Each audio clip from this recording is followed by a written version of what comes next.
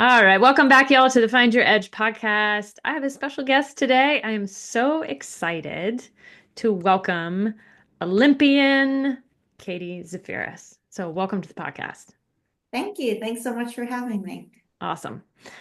So, I like ever since I was a little girl, I was like, oh my gosh, I want to be an Olympian. So, and of course that never panned out, but in my mind, in my heart, I can like pretend to be an Olympian. So, what was that process like for you to go through training and racing and then actually being there? What was that like?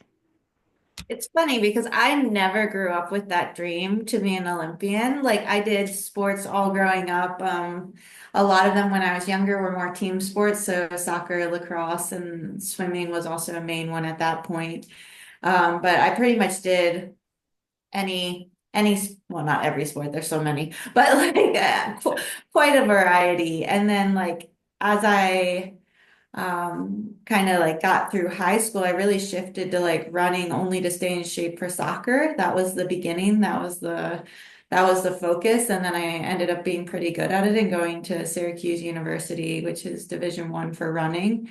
Um, and so I never really like even then, like it was like, okay, I'm gonna do this in college, I'm gonna run. And then I was going to school to become a physical education teacher for K through 12, got my degree in that, was looking and during that time, I got recruited by USA Triathlon for their collegiate recruitment program. And that was like, I guess, a little bit of a shift because the program is made to like find the next Olympians and to recruit from single sport, like athletes or like talent ID, basically. So the fact that I was a runner in Division 1 and had a background in swimming, that was what that was the reason they were recruiting me. But even when they were recruiting me, and I knew like it was tied to the Olympics, but as we were actually talking about before we went on air with the podcast, like World Triathlon, draft legal, Olympic racing isn't actually that well known and like that common here. And so I had no idea what I was saying yes to, like when I was like, okay, I'm being invited to the Olympic Training Center to train for triathlon, but I don't actually know what it is. And obviously, like mainly through doing, I kind of have figured it out. But there was a huge naivety to it. And I think that actually benefited me because it wasn't ever like getting ahead of myself in my goals. It was kind of like, okay, like I'm trying this out, I'm seeing what I can do. And that was really like my first couple years.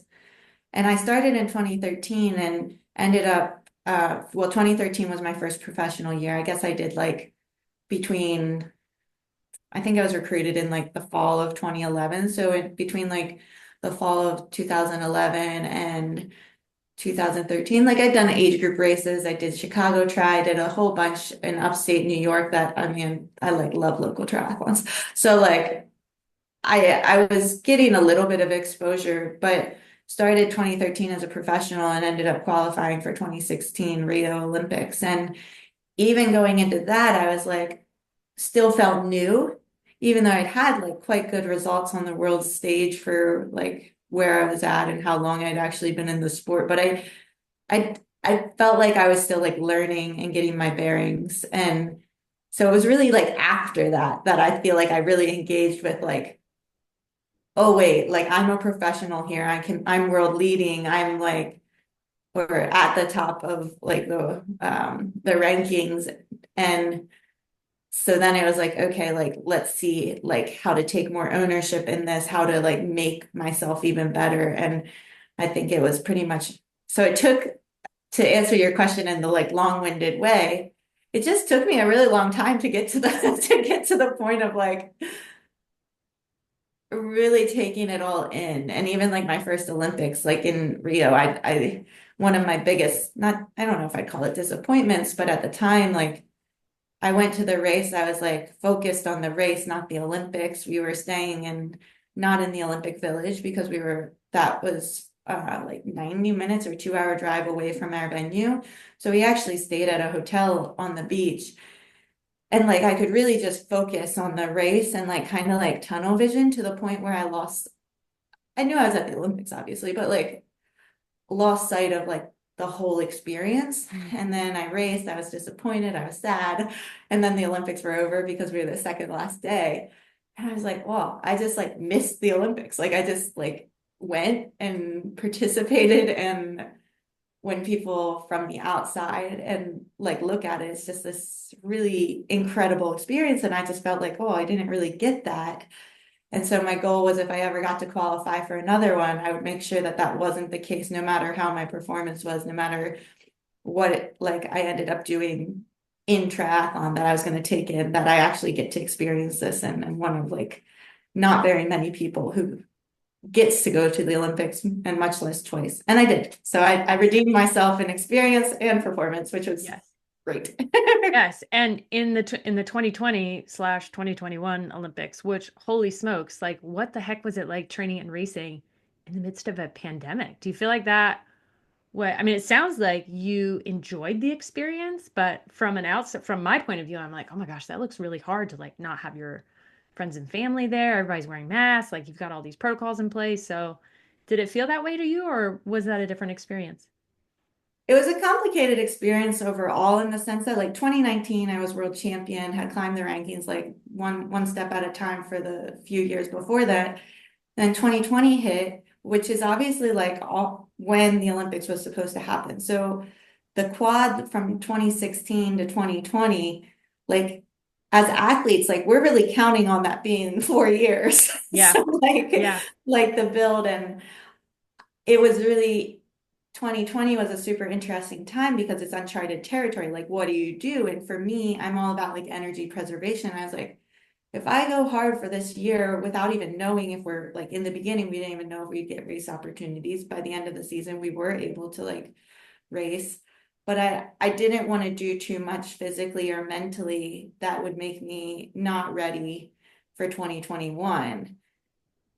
The not the problem with that, but what ended up happening was I was fine with building. And then in April of 2021, my dad passed, and that was like, yeah, well, the Olympics was in July, the end of July, and I hadn't qualified yet. And obviously, like at that point, like when my dad passed away, I was just like, wow, I don't even know if I want to do triathlon anymore. Like, I don't know.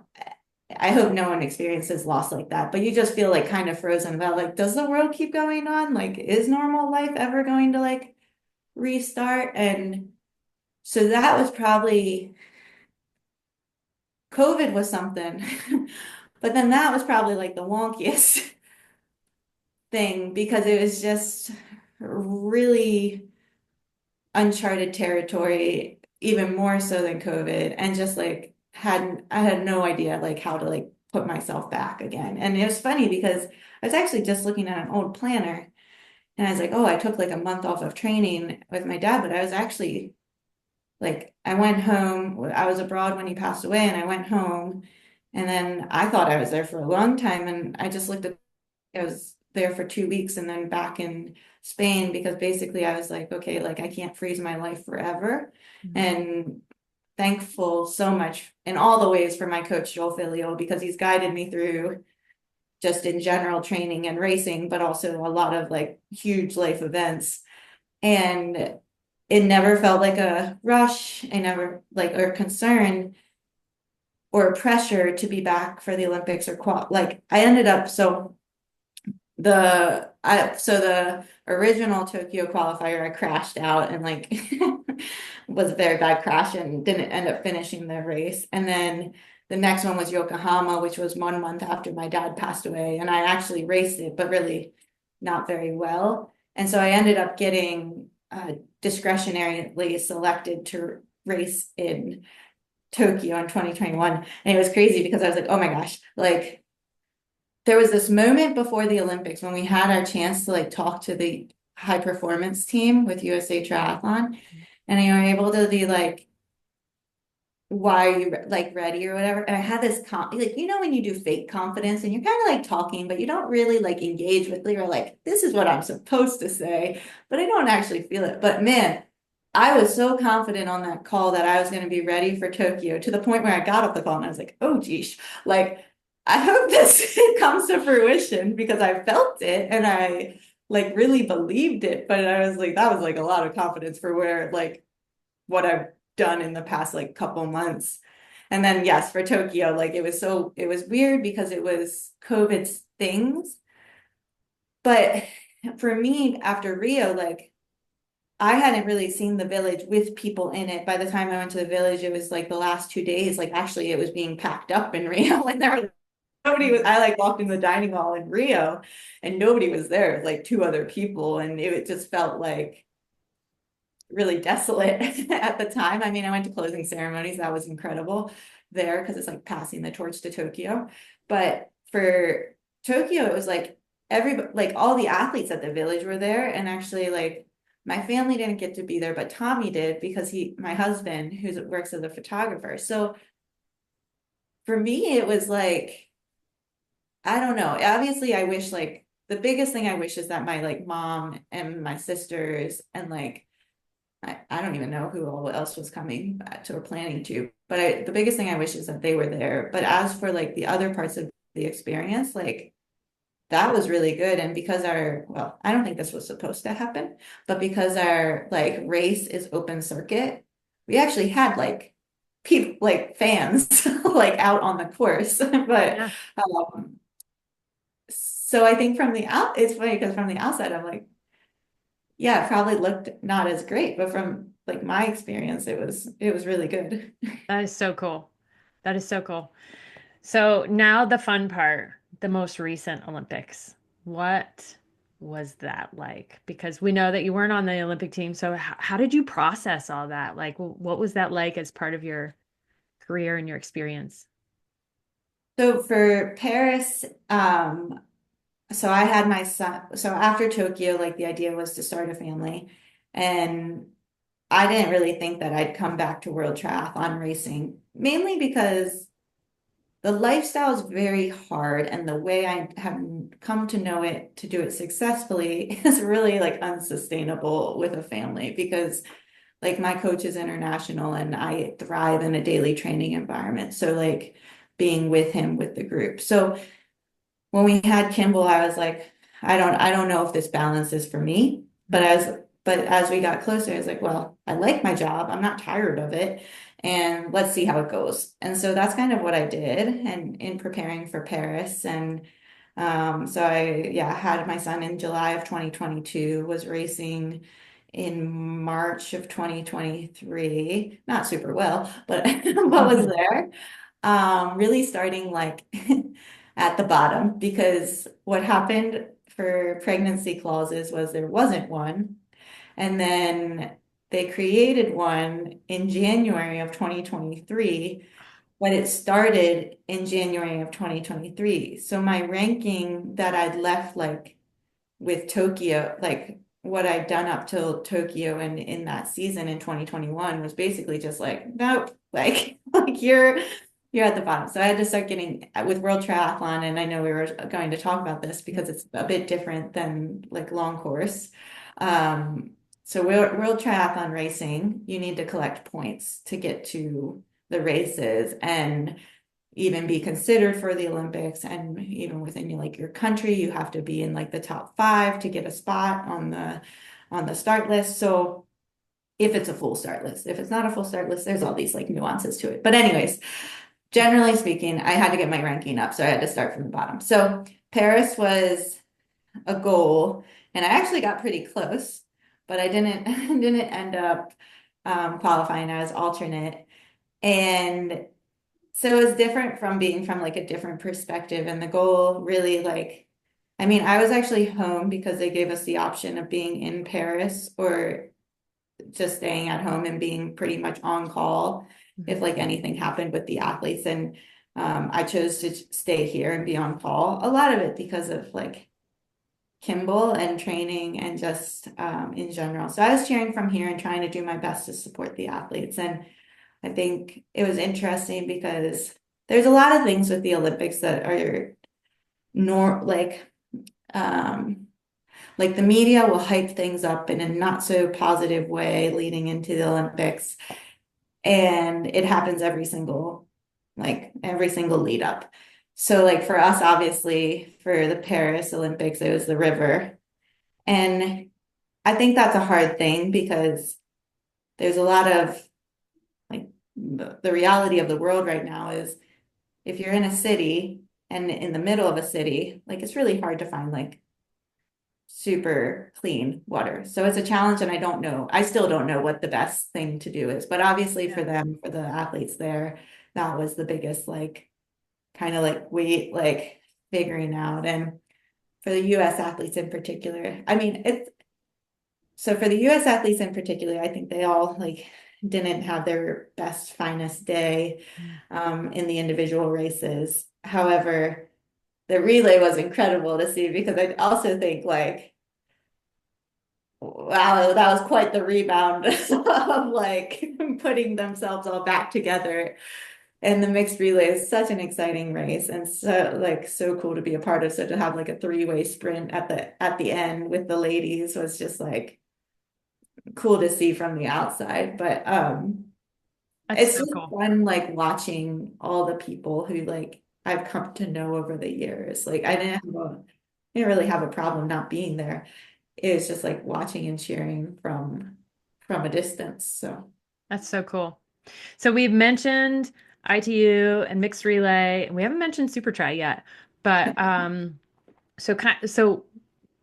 most of the athletes around here, and side note, you are in Cary, North Carolina. We're also based in Cary, North Carolina. So it's so cool to see like on your Instagram feed. I'm like, oh, she's at Bond Park right now. Like that's so cool, oh. like right around the corner. But so many of our athletes know triathlon as, say, Ironman 70.3 or Ironman or sprint triathlon. There is, some knowledge of Olympic distance triathlon, but what you're talking about is very different. So walk us through what I know you mentioned points, but like what is ITU style racing? What is mixed relay? Because that is my new favorite race. But every time I say it, people are like, I don't know what you're talking about. So I don't know if it doesn't have like a sexy enough name. And then let's touch on Super Try because I'm kind of excited to talk about that. So, Okay, perfect. So World Triathlon, the racing style I've done primarily is draft legal, World Triathlon, Super Tri is also draft legal. Completely different than World Triathlon, so it's like a little bit confusing. So I'll start with just World Triathlon yeah. racing. And World Triathlon racing is basically the pathway to the Olympics. So um, you have like, yeah, you have to get points to get on the start list. It is it's different, obviously, from like non-draft in the sense that you're able to, so swim pretty much similar, like you're all starting off together. Our start list can basically be like 55 to 75, I think, for the start, and everybody goes off together. The difference is once you get to transition and going onto the bike, you can ride in bike packs. So you can draft, you can be tactical. All of our courses are really technical. So well, I guess they all vary in like the technical aspect of it, but it'll be like for a 40K bike, which is about 22 miles, it'll be like 8 to 10 laps.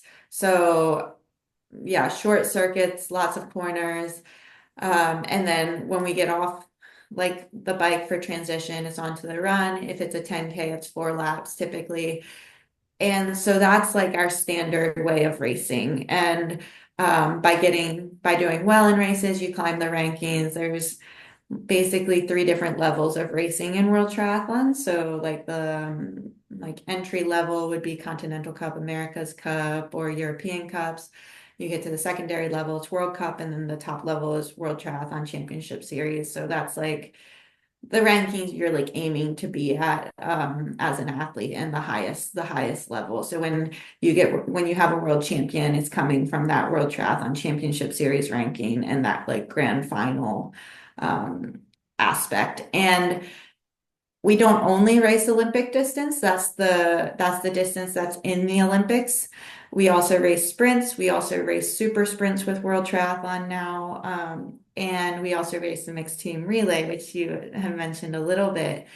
And it is relatively new in the sense that actually Tokyo was the first time it's ever been in the Olympics. So I think that's like part of it is that just like It's just new. it's new. Yeah. And the secondary part is there's like no exposure in the US to world triathlon racing unless you like really are looking for it because unfortunately, like right now, it's not like broadcasted to a wide range of audiences. You really have to like I can't even, I've said it so many times for interviews and I can't even remember this. It's embarrassing. Like the, hold on, I'm gonna make a shout out. Yeah. Tommy, what do you watch it on? Yes, triathlonlive.tv. Okay, So, triathlonlive.tv. Cool. so bad that I'm not even Thanks, on it. I've Tommy. wasted decades. Like it's kind of Tommy to the rescue. that's how easy it is to see our sport. So like for the mixed relay, it's incredible because so for Tokyo, it was so it's two men and two women on a team, and we all do a mini triathlon, then tag off, like literally high five each other. Yeah. So for like when I did it in Tokyo, the pattern was female, male, female, male. And you're doing the whole race, right? And This you're isn't doing like swim, tag out, bike, tag, you're doing the whole thing and then tagging out to the next person. exactly. So you do about a 300-meter swim, 7K bike, and about a 2K run. And those distances can vary like slightly, and then tag off to the next person. For Paris and I think beyond, I think for this year they're doing the same. It's going to start out male, female, or not start out, but start out with a men and end with a woman. So I love it because like it's so unpredictable and you have to have like four like very strong athletes and if something goes wrong it really is impactful and that like happens for us in like basically the shorter the distances or like repeat distances the bigger the impact of like blunders or things that go wrong and so like for Paris with they I think one of the athletes crashed for the French team who was probably one of the well, not probably, like a medal favorite for sure. Yeah. And they ended up getting fourth, which actually ended up like to me getting for them after what they kind of gone through. I was like, well, fourth seems like very good, but obviously Yeah. in a home, Yeah. home And that I country. think the course was wet, wasn't it, that day? Yeah, and Yeah. also for like the women's individual too, it was wet. I don't can't remember for the men's it was wet, but yeah, so that's the style that I do. That's the style I like really love and I really hope to grow in our area, in our country. But it's hard because like I was saying, if you want to watch it, it's not super easy to find it, but also if you want to race it, it's not super easy. There's just very few races in our country or even in like the Americas. So um it's it's something that is the biggest thing I hope changes over the next few years. It's just like having more races. So if anyone Yeah. listening wants to hold a race, get Yes. connected. Well, funny you should say that because we do have a racing company. So, and that is one of my goals is to get that style because it's also family friendly. I mean, obviously you have like your high level athletes. That's a little bit of a different category. And then there's, you know, the rest of us who are like, I want to try this. And I can handle like swimming back and forth a couple of times and, riding around. I've heard it called the parking lot triathlon, which I don't know if that's nice or not, but like that's my jam. Like I love to go fast and then be done and go home for lunch. So super try is definitely your style because Yeah. that literally happens. Like Yes. the Malibu triathlon that had Super Try Malibu that we've done in the past, and we're thinking about everyone in the fires of Malibu right now and sending out lots of love to them. Yeah. Yeah. Um, that one's all done in the parking lot. Like Oh my gosh. literally don't Okay. leave the parking lot. And so like for those races, it's even shorter than like the mixed relay. It's the closest I would say to a mixed relay distance for each like the individual athlete. What an individual athlete is doing in the mixed relay is really similar to super try, but super try, yeah, it's a really, really cool format and just like series in general. And I know they're like trying to get in more into the US and it's just so unforgiving. Yeah. That like Oh my gosh. style. So like super try as a well, I don't even know if I can explain it that well, but it has a bit more to it than a traditional triathlon in the sense that like the formats are different. There's like ways to earn like shortcuts. We call them short shoots within the race. It's kind of changed a little bit over the years, so I'm not exactly sure how like this coming like 2025's format will be. But in the past, like in the past couple years, we've been racing more as a team, and like you can get like discipline points for like fastest swim, fastest bike, fastest run, and that's kind of what earns you the short shoot or earns your team a short shoot that can then go to an athlete. This a bit more like Like it's almost like gamified in a way. gamified. Yeah. Yeah. Yeah, it Yeah. is. And so like the formats that they've done in the past are kind of like enduro, eliminator. And so like the enduro was my favorite, and it's like swim, bike, run, swim, bike, run, swim, bike, run. There's no breaks in between. You just go straight from running back to the swim. So it's like you carry your goggle. Like after you get out of those first two swims, you're like carrying your goggles and your like swimsuit still and putting it on as you're like running, because you're transitioning this time from like the run back into the water again. So like it really, I love this format because I think it really finds the best triathlete in the race, because yeah, there's no room for error, there's no room for weaknesses. You have to be good at swimming, biking, running, and your transitions too, because even though it is draft legal, because of all the moving pieces to it, it starts to like there's not so many like big groups that just you start together, you stay together. Like it really breaks that apart and breaks it down. So yeah, I love it. Also don't love it on a bad day, but Yeah, I bet. I'm a big fan of it. And like we were initially talking about, it's like it's all done in such a small like space and area. And I think that's really exciting for what like how it can be repeated in other places and done, because the amount, like I think logistically, I don't know, but I'm sure you know from putting on running races, it's logistically challenging Yeah. to put on a big race or to put on really any race at all, just because of like shutting down roads, finding the like water, like Yep. and putting all the moving pieces together. So at least in my head, this one is a little more manageable in a lot of ways. Yeah. Yeah, that I saw the Super Try. I saw the London race where Oh you were yeah. third, and that look it just looks brutal. Well, it's not even like nice. It's not like, oh, like bringing in like professional athletes to like nice, clean, paved like roads. Like it's like chunks of roads are missing in Oh London. yeah. Oh, You're yeah. like it really, I mean, to a bit as an athlete, you're kind of like, well, I wish this was a little more like flowy and nice, but it just shows that like you really don't need the ideal scenario to like have a good race, have an exciting race. And yeah, again, that one's done in like Canary Wharf, which is like pretty populated in London, but the amount of like imprint it puts on like the city is like so minimal. Yeah. Yeah. Fascinating. Well, one of the things, as we're talking about racing, it's making me think of how I've seen you race so many times. And what sticks out to me is that you probably have some of the best sportsmanship I've ever seen and embody positivity and are just so gracious.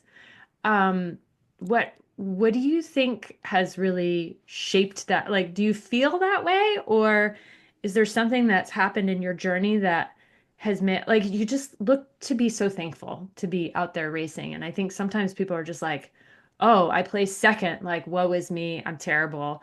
And that's not to say anything badly about those folks, but it just seems like you're just so joyful when you're out there, and I honor that about you. So, how do you think we all can embody what you have really embodied with sportsmanship and positivity? Well, thank you very much. That's a really big compliment. I think like, I mean, obviously like a lot has been shaped by like my parents, and I think like the coaches that I've had also like having a bigger focus on like trying to get the most out of myself, but not ever making it like my self-worth or like have any impact on like my day or like the value of me as like a human. And I feel like in the I've always kind of felt that way. Like I guess my general like theme of like sport and life for me has always been like trying to get better, but never really having like a ceiling of like expectations in a way. Yeah. And I think that's benefited me in like one, like being able to achieve a lot, and in two, never really feeling like I feel like I haven't met my goals, but it'll be like it's not like, well, I haven't met my goals forever. It's like I didn't meet my goals today. And I think that helps with like not being, I mean, I've been disappointed, I've been sad, I've cried after races. Like, don't Yeah. get me Yeah. wrong. Yeah. But I think it's just always thinking like there's another opportunity to be better. There's another opportunity to execute in a way that is cleaner, I suppose. And I guess like the other side of that is like with my competitors or like people who I'm racing against, I would say I'm really competitive. I'm probably more competitive with like Tommy than I am with anyone like on the race course in the sense of like training wise. I'm like I'm always like, wow, the thing to make me get the most out of myself is like put me in a group ride or put me with Tommy. And I'm like for sure gonna like I'll get to the point of like pretty dang tired. But I think with there was a shift, right? Like when I first started triathlon, because I don't think I ever like planned to be a professional and kind of like fell into it in a way. Like for when I was racing at Division 1, like it was the highest level I knew at the time. And I was just like again, like incrementally trying to get better and trying to learn what I was doing and how to be a better like athlete. And then when I got to triathlon, it was new again and I was trying to learn the sport. And then when it got to like a shift in that, the main thing I felt when I first was standing on the start lines is just like, oh man, like I'm like they're so much better than me. Like they're like I put the other athletes, especially at the highest level when I was so new to it, like kind of on a pedestal of like them versus like me, not in a competitive way, but just in like kind of an isolating way. Mm. And after, I don't really know what the like shift was, but then I started just being kind and trying to make friends. And then racing became a lot more enjoyable because I was like trying to get the most out of myself, but racing with people like enjoyed.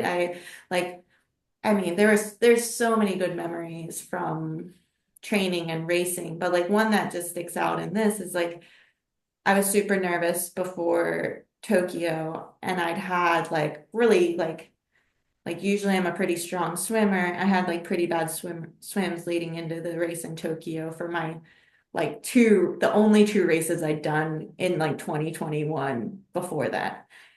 And we were warming up and I was with Jess Learmonth and Summer Rappaport and I think Georgia Taylor Brown. And we're like, so two of them are British athletes and then me and Summer Americans. And we were just doing starts together, like literally warm up for the race. And like it was working out perfectly. We were like getting on each other's feet, like doing the acceleration.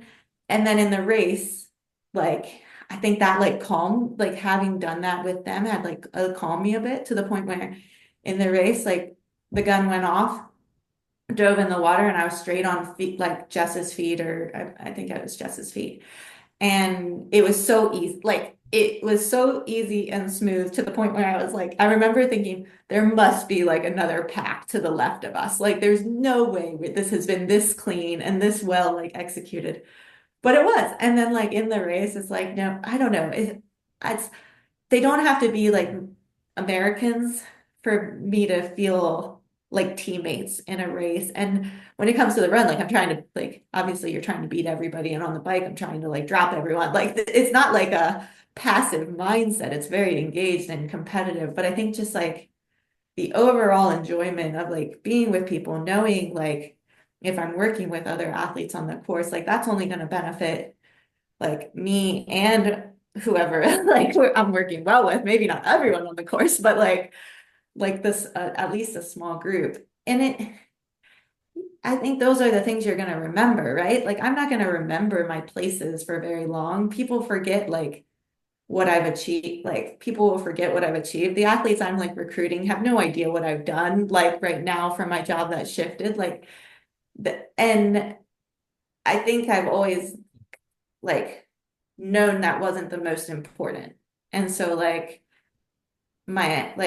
I think for like your question that I rambled on about again, sorry, it's just like what to tell other people. And it's really like focus on the process, have like don't focus on the outcome. That's uncontrollable. You can't control how what someone else's day is like. I can't control like I mean, I guess you can control if you crash, but like there's things that happen in races that are unpredictable like prior to it. And the thing I love about triathlon is it's so multifaceted that it's really you must be having a terrible day for it to have gone like nothing can be identified as something good. Yeah.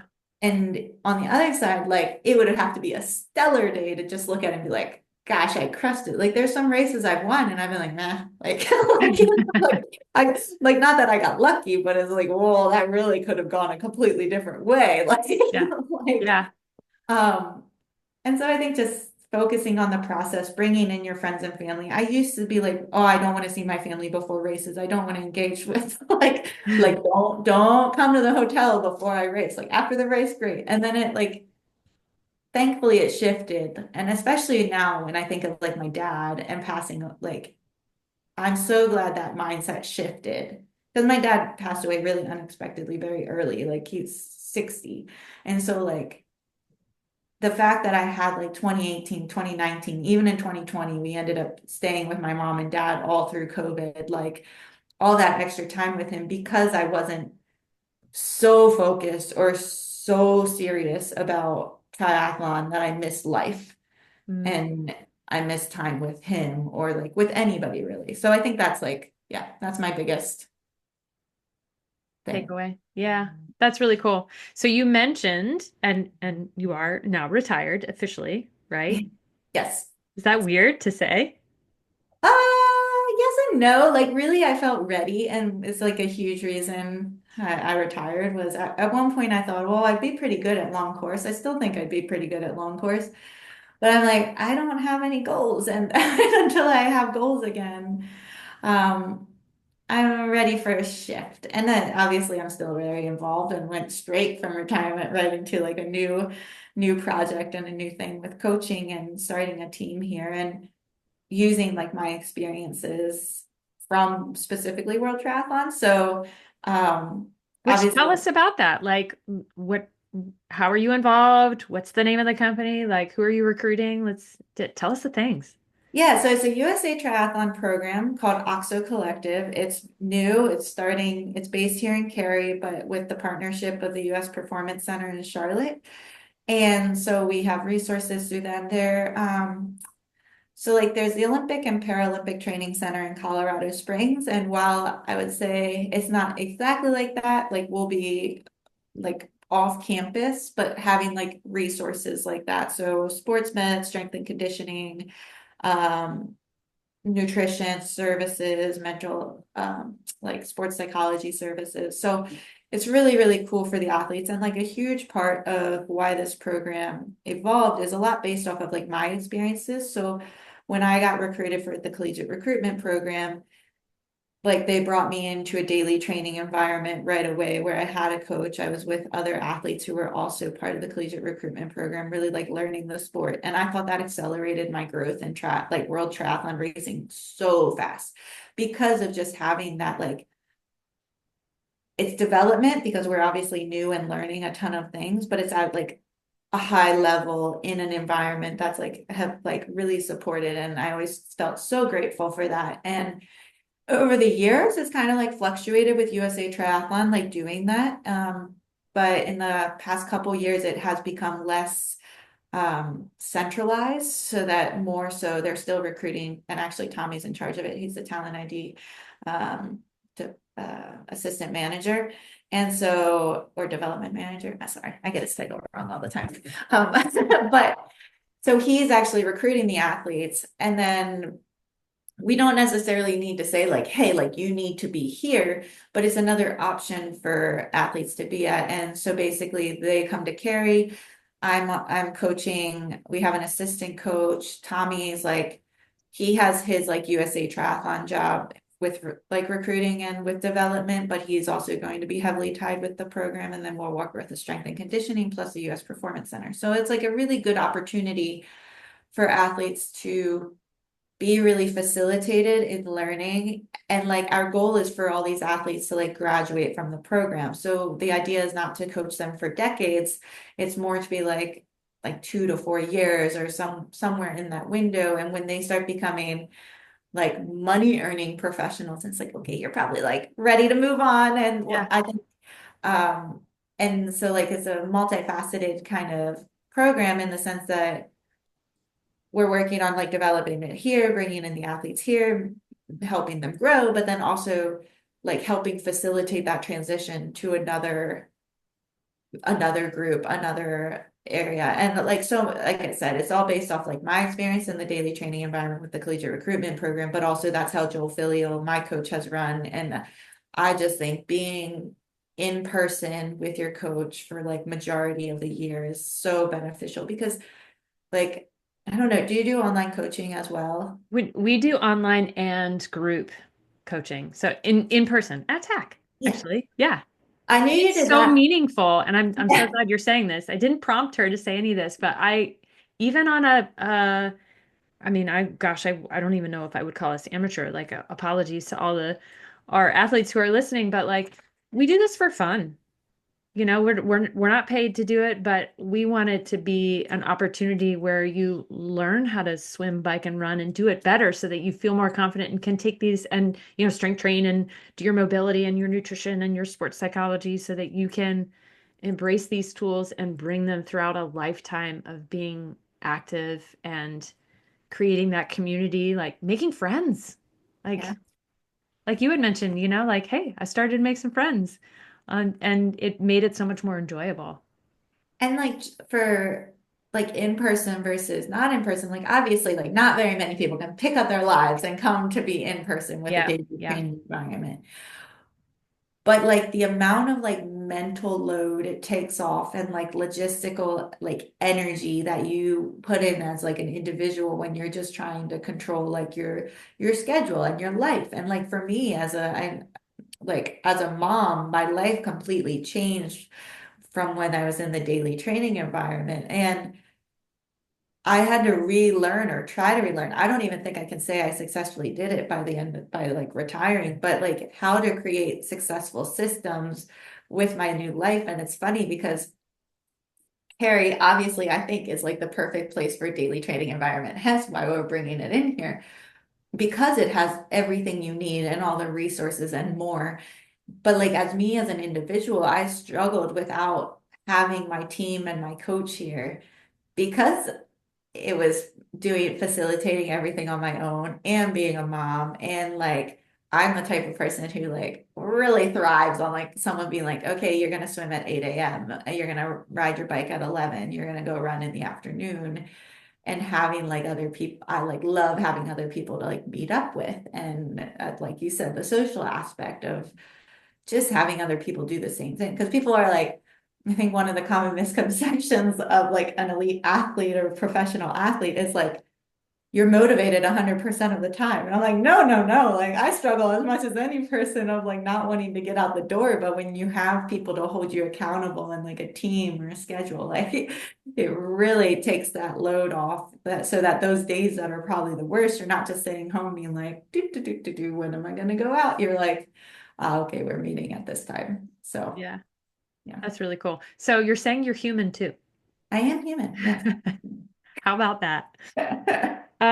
So what do you want your legacy to be as either a professional athlete or a coach or a mom or a wife or what does that, I know that's kind of like a massive question.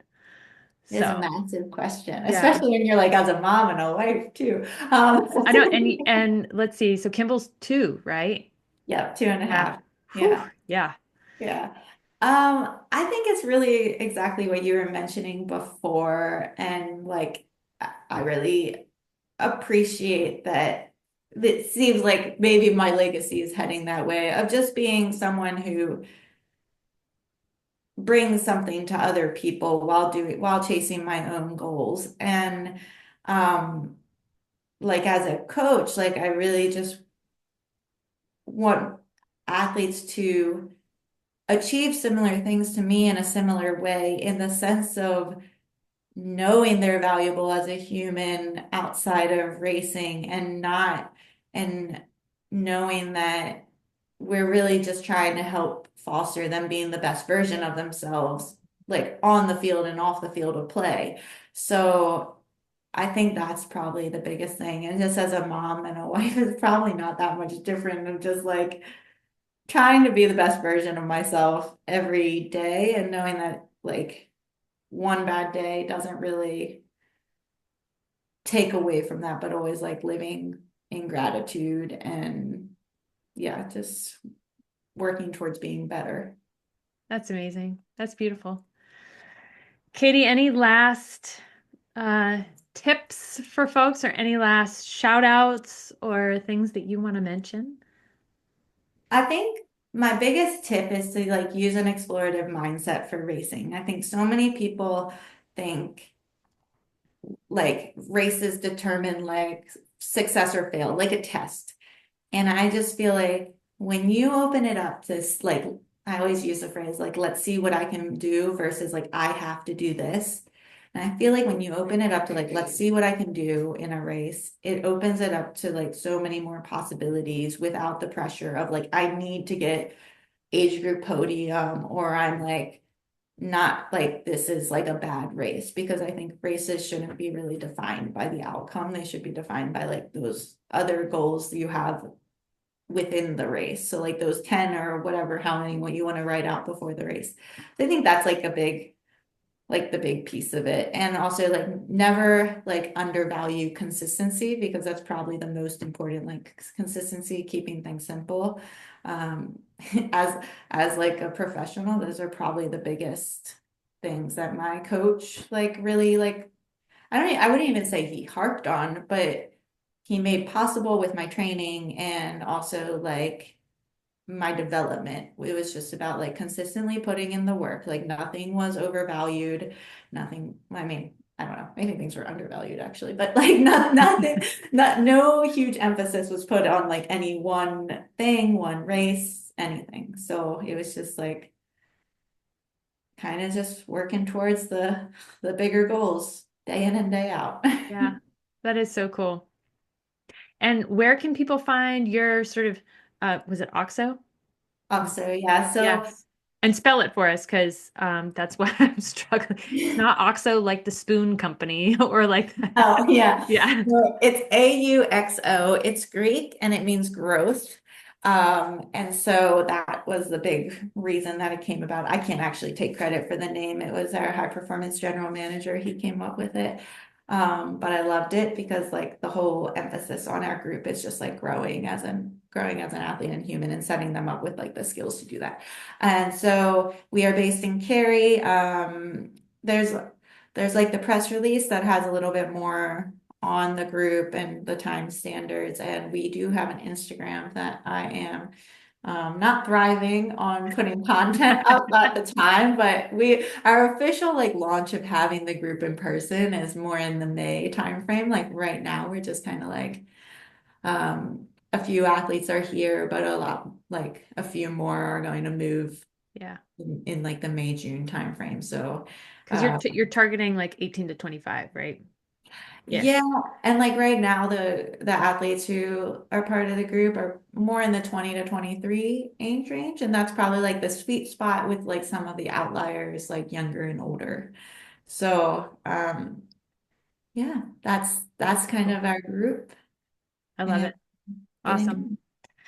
Well, Katie, it has been an honor to have you on. Thank you so much for sharing your experiences and your tips and your wisdom. And hopefully, we'll be doing some local races now with, planting the seed on like mixed relay and some cool stuff.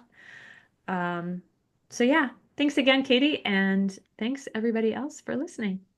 Oh my gosh, I would love that for the race wise. And yes, we will definitely stay in contact. And thank you for having me. Awesome.